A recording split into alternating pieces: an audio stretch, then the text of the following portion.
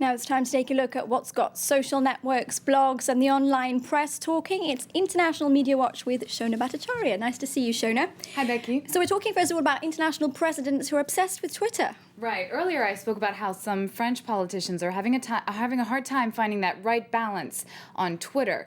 Now, international leaders are having a similar issue.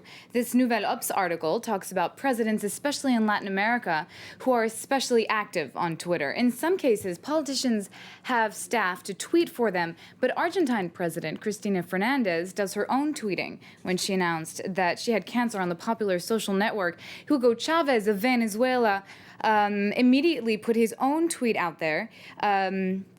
He offered his support as well as the support of the Venezuelan population. The article goes as far as to say that Chavez is addicted to Twitter, but other heads of state are just as guilty of mouthing off in 140 characters or less. Queen Rania, the Queen of Jordan, tweets both in English and in Arabic. She launched a Twitter topic called 2011 Remind Me for people to count their blessings. And Queen Rania... She says she's a wife and mother with a really interesting day job as well. Yeah, that's her little subtitle. She promised to retweet people who picked up on the topic, and she does, as you see. We have Sarah Sheikh saying 2011 Remind Me that all we want is love, honesty, forgiveness, and respect. Sometimes, however, this direct form of communication can lead to virtual clashes.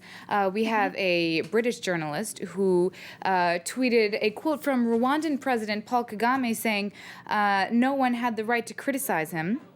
It's an instantaneous way of answering back, isn't it? It is, and in fact, that's exactly what Paul Kagame did. So when he said no one in media, the British journalist, UN or human rights groups has the moral right to criticize me, Paul Kagame fired back and said, not you either, no moral right. That told him, didn't it? Yeah, well, as we know, the internet has ushered in a whole new way of communicating and a new meaning to free speech. I'll be interested to see what else Chavez has to say. I think I'm going to start following him.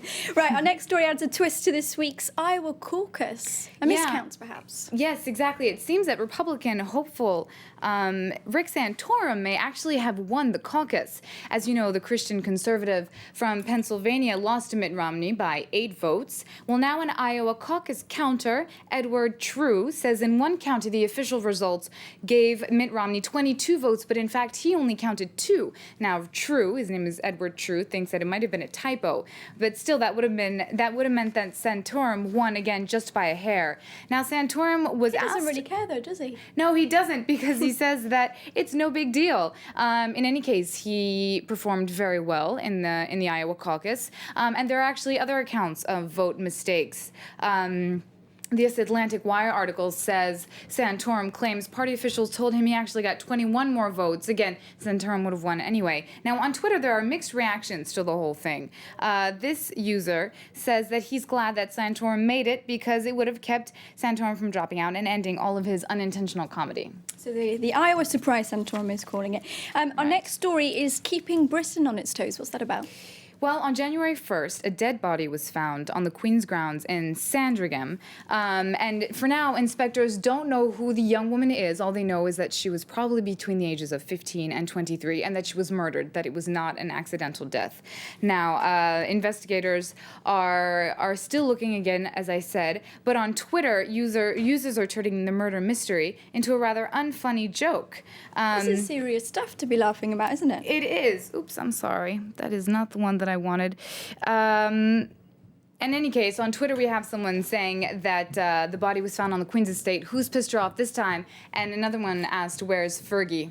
For Sarah Ferguson, yes, the public eye favorite enemy of the royal family. So maybe it was her, but that's hopefully the Queen's not been reading those tweets. Not sure she'd find it funny.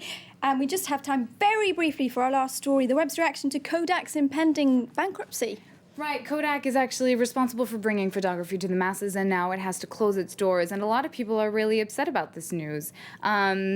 This user on Twitter says it's not the best Kodak moment. Which of course their catchphrase. Exactly. Sad to see the film die, and this other Twitter user just simply says, you know, thanks for the memories, Kodak. It's had a big role to play in all of our lives and all of our photo albums, hasn't it? Yes. Many thanks to the International Media Watch, Shona Bhattacharya. Thanks, Becky.